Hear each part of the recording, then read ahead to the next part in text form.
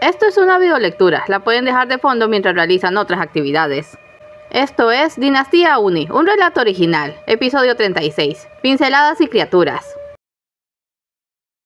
Era una mañana fría y nebulosa, cuando Kogoro decidió ir al lago. Koguchi quiso acompañarlo, pero le ordenó quedarse en el laboratorio a trabajar. Para lo que iba a hacer era mejor estar solo. ¿Qué está pasando conmigo? La lógica de las circunstancias se le escapaba. Debería estar satisfecho por haber vuelto a su reino con los dones que quería, pero le bastó poner un pie en la ciudadela para sentirse enjaulado de nuevo. Y no tenía que ver con Hakai o Koguchi o Rin o con ninguna de las vidas que había destrozado para llegar tan alto. No, su desolación venía de más adentro. Por primera vez no tenía el suficiente control y poder para aplacar el vacío en su interior, y este lo estaba devorando. ¿Por qué? ¿Cuál es el propósito de todo esto? Monologaba sin detenerse. Heme aquí, interpretando un papel dramático en esta farsa. No le desearía semejante destino vil ni a mi peor enemigo. Pero ¿por qué yo? ¿Por qué precisamente yo? ¿Los crímenes de quién estoy pagando? No lo comprendía. Al menos durante el primer siglo de su reinado le pareció estar yendo a alguna parte. Con cada conquista sus tierras se expandían y su poder aumentaba. En ese entonces le era fácil dejarse aturdir por la ilusión de su grandeza, ignorando así las montañas de escombros dejadas tras su paso. Pero ya no podía seguir fingiendo más. Cada soldado con quien se cruzaba le recordaba sus faltas. Estaba asqueado de sí. Si tan solo supiera cómo remediarlo. Pero nada de lo que hago recuperará sus vidas. Es más piadoso dejarlos existir inconscientes de lo que hicieron. Casi envidio su estado de paz. Paz. Le era imposible decir esa palabra sin evocar su oculto significado. ¿Qué había pasado con la profecía? Esa que lo señalaba como el destructor del universo. Era la razón por la que no osaba terminar con su propia vida. El destino no lo permitiría. Pero, ¿y si su destino estaba mal? Mientras más vueltas le daba, más se daba cuenta de que vivir en paz o con problemas le daba igual. Lo que anhelaba más que cualquier otra cosa en el mundo era libertad. La libertad que conoció con las Kizume y aprendió a amar como mercader. La libertad de decidir su propio destino sin depender de nadie más y ser feliz, como su familia siempre lo había deseado. Finalmente llegó al lago y llamó a sus mascotas. Mizu y Kasai formaban parte de ese cada vez más pequeño grupo de seres que alguna vez había amado, y era por ello que los dejaría ir. Pintó sobre sus cuerpos símbolos de transportación y los envió a lugares que había preparado para ellos muy de antemano. En cuanto desaparecieron, cayó de rodillas. El conjuro le había exigido mucha energía. Es tu turno. Allí estaba su tulpa. Vete, lárgate a donde quieras y no regreses nunca más. Es todo lo que puedo hacer por ti. El tulpa le dio la cabeza como si no lo entendiera. En el brazo izquierdo llevaba atado el moño rojo de Gyori, como un sentido recuerdo. Cuando se dio cuenta de que hablaba en serio, hizo una reverencia, dio media vuelta y desapareció entre la neblina. Cuando se sintió mejor, regresó a la ciudadela. Deseaba tomar una siesta, pero no pudo, pues al entrar descubrió que le habían bajado de piso el estudio. Sus pinturas y lienzos apenas tocados estaban acomodados en medio del laboratorio. ¡Sorpresa!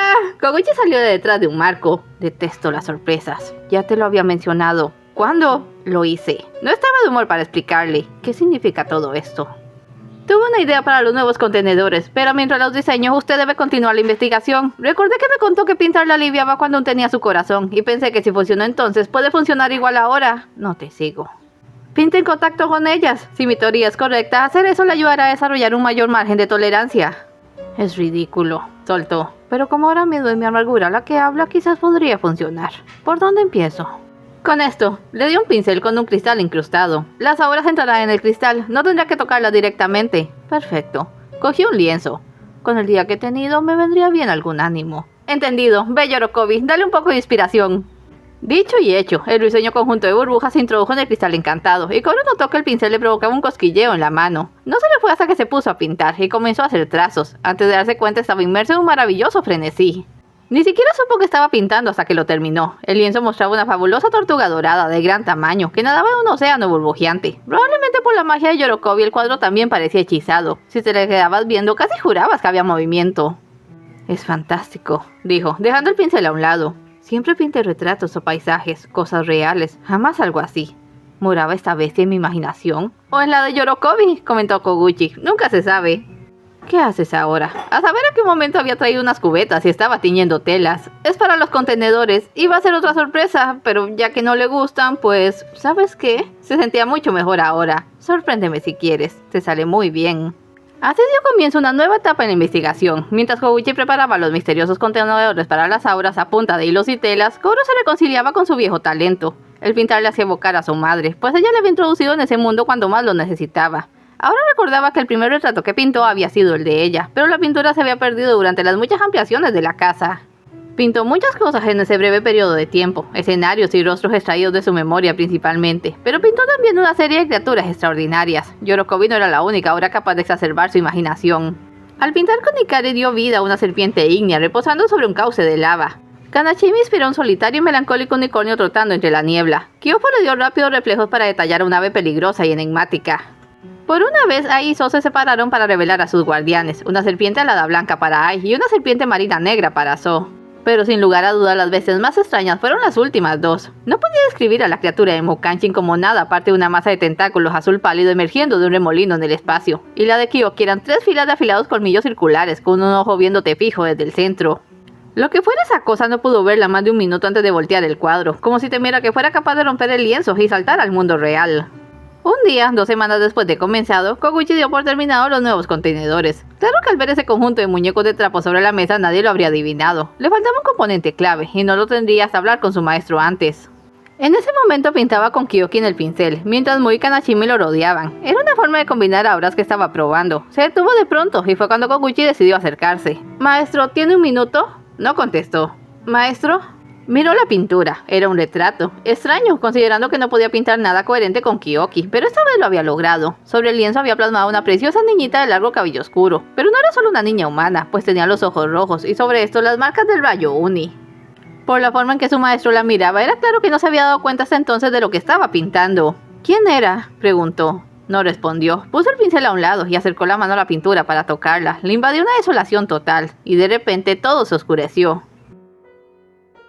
Hakai supervisaba un entrenamiento en la explanada cuando lo sintió, una repentina ligereza en las muñecas. Al revisar sus grilletes encantados notó que las gemas brillaban menos, y tanto le sorprendió que no reparó de inmediato en que los soldados Uni también habían acusado el golpe. Les afectaba el mismo decaimiento súbito de cuando Kouro dejó la ciudadela. ¡General!, Koguchi lo llamó desde el otro lado del patio. ¡Es mi maestro! ¡Venga rápido!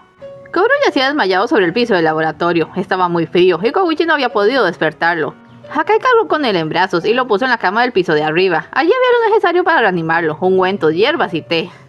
Por fin está entrando en calor. Una cataplasma resultó ser la respuesta. Temía tanto que esto pasara. Su magia se agota y no logro adivinar por qué. ¿Su magia? Creo que es lo que mantiene vivos a los Uni. Por eso viven tanto. Usted no usa mucha y el maestro Kokami nació con un gran poder. Pero ahora, por razones que no alcanzo a comprender, su energía disminuye y no sé qué hacer. Hakai estaba por pedirle detalles, cuando sintió una presencia cálida a su lado que lo sobresaltó. Era Rina, y ella también brincó al darse cuenta de que estaban más cerca de los 2 metros reglamentarios. Superado el susto, se acercó, y Hakai extendió el brazo para tocar su cabeza. Era el primer contacto que tenían en más de 200 años. Rina. Justo entonces se reactivaron los grilletes, tirándole hacia atrás. ¡No! ¿Qué hace? Koguchi no estaba mirándolo. Mire, recupera el conocimiento. Será mejor que me vaya entonces, dijo, conteniendo una maldición. Jamás me permitió estar aquí.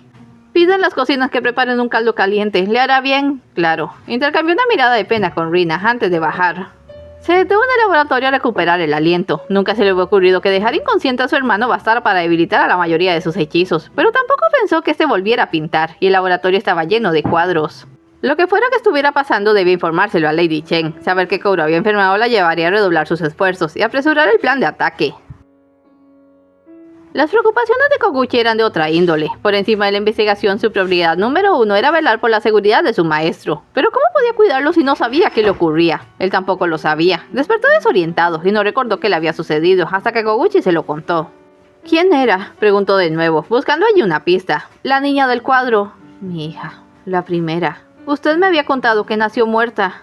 Lo sé, pero era ella. Sacudió la cabeza. No me preguntes cómo estoy tan seguro. Solo sé que si lo hubieran dejado vivir, así habría sido mi pequeña.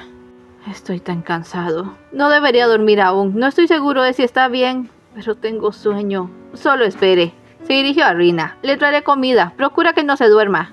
Al salir pasó junto a la cómoda y, como quien no quiere la cosa, tomó el cepillo de su maestro y se lo guardó en el bolsillo. Eso supliría cierta necesidad. Rina, aún decaída por lo que acababa de pasar, fue a echarse encima de Kouro, pensando que le daba igual si se dormía y no volvía a despertar.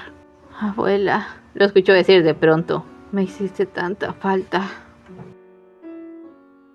En cuanto Kouro repuso sus fuerzas, Koguchi le propuso pasarse a su alcoba en el palacio y alejarse del laboratorio por algunos días. Pero su maestro, a quien por tacto nadie le dijo que estuvo desvariando, no quería frenar por nada la investigación. Afortunadamente, Koguchi había hecho su propio esfuerzo extra para tener con qué apaciguarlo.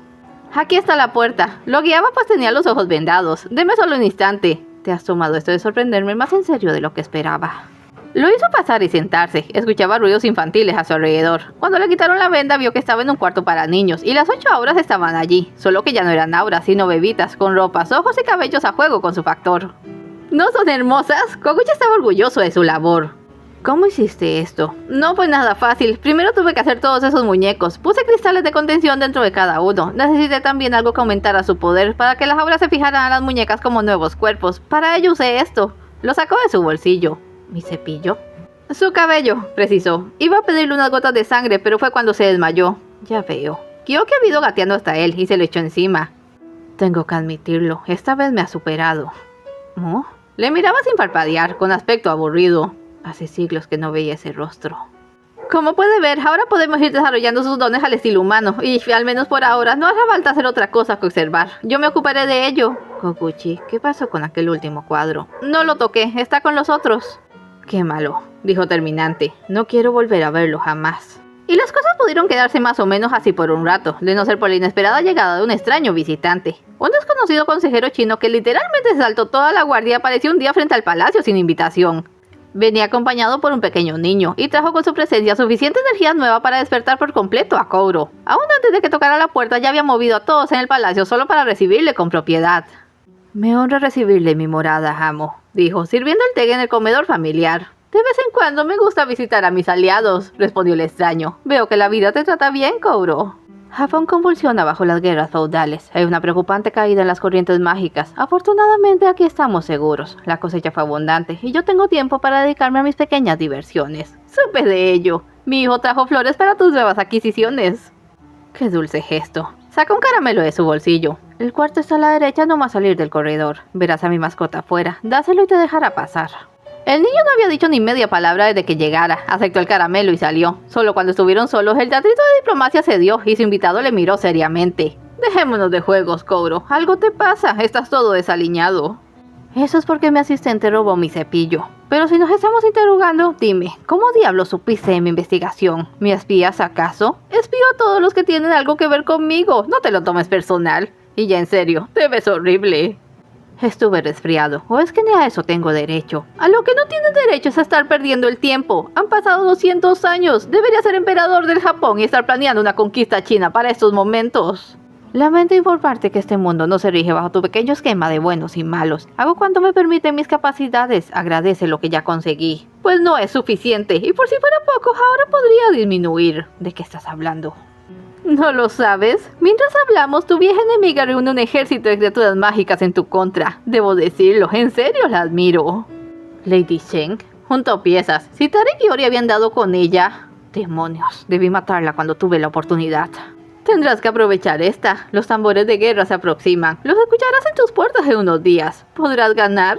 Imagino que no vas a ayudarme. Oh, ya no se me permite influir en Asia. Me gasté esa carta contigo. Estás solo. Como siempre, solo para pelear en una batalla que ni siquiera es mía. ¿Qué es eso? Enarcó las cejas. ¿Ahora vas a reclamar sobre tu destino? Koguchi y Hakai habían sido enviados fuera del palacio en lo que la visita duraba, pero mientras el primero esperaba en el laboratorio, angustiado por sus hermanitas incapaz de desobedecer, el segundo daba vueltas por la explanada con gran inquietud, preguntándose quién podía ser ese sujeto que alteraba de tal forma a su hermano. Finalmente lo vio salir. Él y Kouro se detuvieron unos minutos en el pórtico a estrecharse las manos, como si hubiesen convenido en algo. Luego el desconocido tomó de la mano al niño y atravesó el patio. Cuando pasó junto a Hakai le miró con sorna. Se dio cuenta de que conocía esa mirada. Esa perversa y taimada mirada. Un segundo. No era posible. ¿Akuma? ¡Vaya! Se detuvo. Me preguntaba cuánto te tomaría. Se giró. ¿Sigue siendo un niño de mamá, Hakai? Eres tú. No le decía nada y a la vez lo aclaraba todo. Eres tú quien obligó a mi hermano a hacer todo esto. ¿Qué clase de monstruo eres? ¿Que yo lo obligué? No, Hakai. Estás buscando pelea con un poder más alto. Se rió. En eso nos parecemos, Kouro y yo. Solo somos un par de peones haciendo su trabajo sucio. Hakai. Kouro se acercó. Qué descortés. Ya deja ir a mi invitado. Ya sabe quién soy, Kouro. ¿Ah, sí? Parpadeó. Bueno, razón de más para que no lo moleste. Se fijó en él. Debía estar muy confundido. No hay nada que puedas hacer con respecto a esto, hermano. Pero si me quieres ayudar, agradecería que fueras a las barracas. Hay que poner en marcha una estrategia de sitio. Me enteré de que Lady Sheng nos atacará. ¿Qué? Dio un respingo y miró alternativamente a uno y otro. Nada se me escapa, dijo Akuma muy ufano. Con su permiso, otros asuntos me requieren. Adelante, le agradezco su visita. Amo. En cuanto desaparecieron más allá del patio, Koro se tambaleó y Hakai tuvo que sujetarlo. La energía extra se había ido. De nuevo estaba desorientado. Siempre supe que había algo perverso con ese sujeto. Ojalá me hubiera dejado golpearlo. Es la primera vez que te oigo decir que quieres golpear a alguien. No, hermano. Te necesito con vida para lo que viene. Se incorporó. Haz lo que te dije. No tenemos mucho tiempo. Se encaminó al palacio. En algún punto antes de llegar a la puerta le pareció escuchar una risa y ver una sombra escabulléndose, pero no vio más y decidió ignorarlo. Tenía que poner toda su concentración en la batalla por venir. Pocas semanas después llegaron las tropas de Lady Chen, compuestas por Oni, Yokos, Tengu, Shinigami y otras tantas criaturas a quienes el reinado de los Oni había afectado de un modo u otro, ya que al expandir su poder también habían estado consumiendo la magia de su mundo. Al llegar encontraron la ciudadela completamente cerrada, fortificada y defendida. Koro esperaba que eso los desalentara, pero era justo lo que Lady Chen quería. Es todo por hoy, no se vayan sin dejar un like y un comentario, y nos vemos en el siguiente episodio.